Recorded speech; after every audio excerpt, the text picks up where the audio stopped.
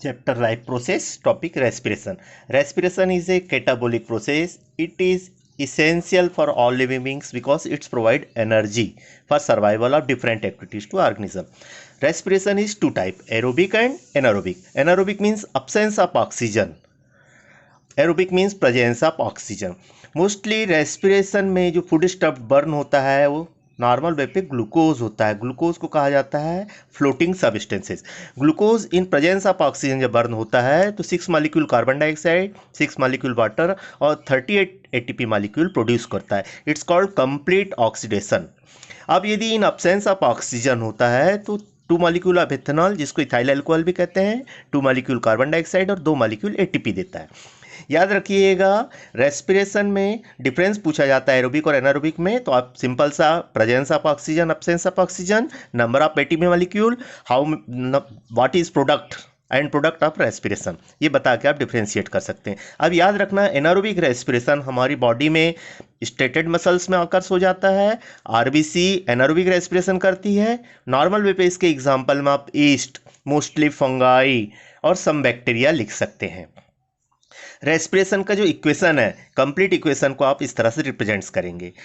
याद रखेंगे, रेस्पिरेशन का जो साइट होता है वो सेल के साइटोप्लाज्म में पहले एक प्रोसेस आकर्ष होती है, उसको कहा जाता है ग्लाइकोलिसिस. और जब यदि ग्लाइकोलिसिस के बाद एंड प्रोडक्ट, ग्लाइकोलिसिस का जो प्रोडक्ट होता है पायरुविक एसिड यदि माइटोकॉन्ड्रिया में जाता है और वहाँ पे कंप्लीट ऑक्सीडाइज होता है तो उसको कहा जाता है क्रेब्स साइकिल.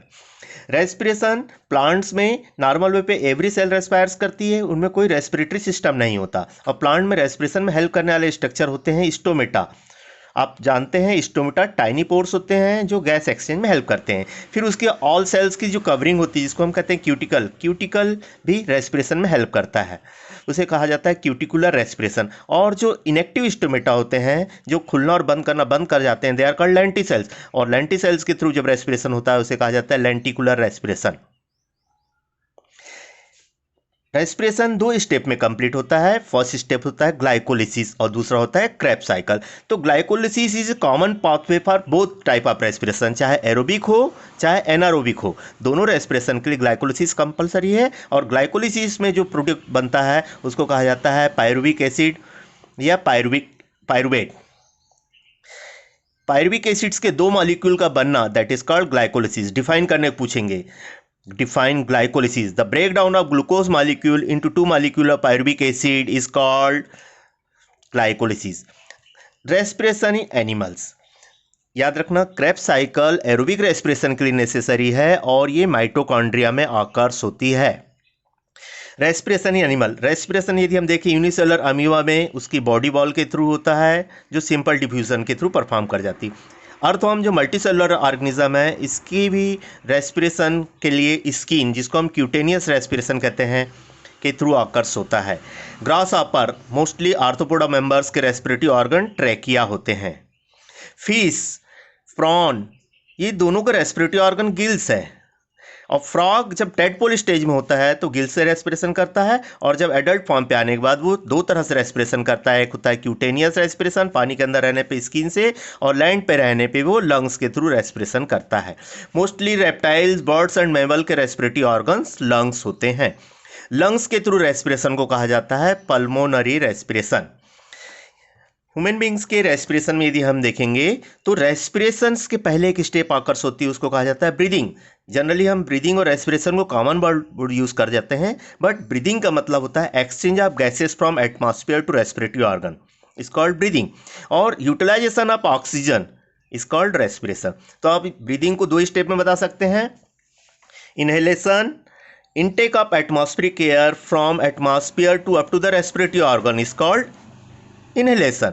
देखिए इनहेलेशन के स्टेप्स होंगे, एटमॉस्फेरिक एयर एक्सटर्नल नोस्ट्रिल या माउथ के थ्रू अंदर आएगी, नोस्ट्रिल से आ रही तो वो नेजल कैविटी में जाएगी, और माउथ से आती है तो बक्कल कैविटी में. फिर वहाँ से फेरिंग्स, लैरिंग्स, ट्रैकिया, ब्रोंचियोल्स और एल्वुलाई होते हुए लंग्स के एल्वुलाई में पहुँचती है, और वहाँ पे ब्लड के एचबी के थ्रू कंज्यूम कर ली जाती है या रोक ली जाती है. That process called inhalation. अब यदि इसी को हम रिपीट कर लें, यदि ये लंग्स में जो फाउल लेयर है, रेडिंग से देख लेंगे, रिटर्न हो रही है एल्वुलाई से bronchioles, trachea, larynx, pharynx, buccal cavity, nasal cavity या एक्सटर्नल नोस्ट्रिल या माउथ के थ्रू जब एटमॉस्फेयर में आती है तो उसको कहते हैं एक्सहेलेशन. इनहेलेशन और एक्सहेलेशन दोनों प्रोसेस अपोजिट हैं। ये ब्रीदिंग के स्टेप्स कहलाते हैं। ह्यूमन बीइंग के रेस्पिरेटरी सिस्टम यदि हम देखें तो नोस्ट्रिल से स्टार्ट कर सकते हो या माउथ से। तो नोस्ट्रिल से जब एयर जाती तो नेसल पैसेज में जाएगी, नेसल कैविटी के थ्रू फेरिंग्स पे आएगी, फेरिंग्स के बाद ये साउंड प्रोड्यूसिंग आर्गन होता है उसको कहते हैं लैरिंग्स, और लैरिंग्स के बाद ये ट्यूब लाइक स्ट्रक्चर होता है इसको कहते हैं ट्रेकिया, जिसमें semi circular cartilage ring presents होते हैं। ट्रेकिया चेस्ट चैम्बर में आके दो पार्ट में डिवाइड हो जाती है, उसको कहा जाता है ब्रोंची।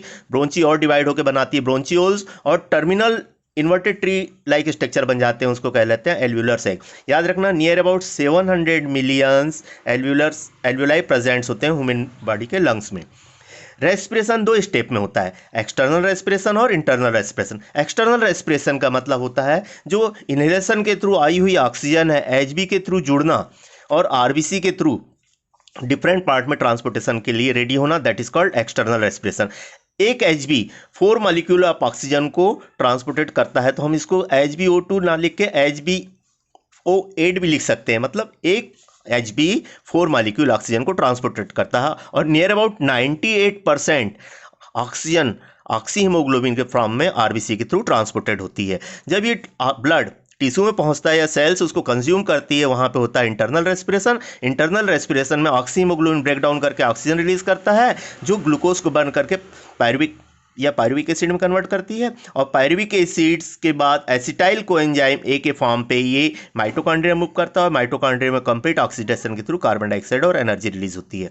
बट जब यदि पायरुवेट बनता है तब 2 एटीपी मॉलिक्यूल बन जा रहते हैं, और रिमेनिंग 36 एटीपी मॉलिक्यूल माइटोकॉन्ड्रिया में प्रोड्यूस होते हैं। इसको कहा जाता है कंप्लीट ऑक्सीडेशन या टर्मिनल ऑक्सीडेशन। अब प्रोड्यूस हुई कार्बन डाइऑक्साइड बाइकार्बोनेट कार्बोनेट्स के फॉर्म पे ब्लड प्लाज्मा के थ्रू 90% ट्रांसपोर्टेड होती है, और 10% कार्बन डाइऑक्साइड एचबी के थ्रू कार्बोक्सी हीमोग्लोबिन के थ्रू ट्रांसपोर्टेड होती है, रिटर्न लंग्स में आती है, और लंग्स में फिर एक्सेलेशन प्रोसेस के थ्रू फिर से एटमॉस्फेयर में रिलीज कर दी जाती है।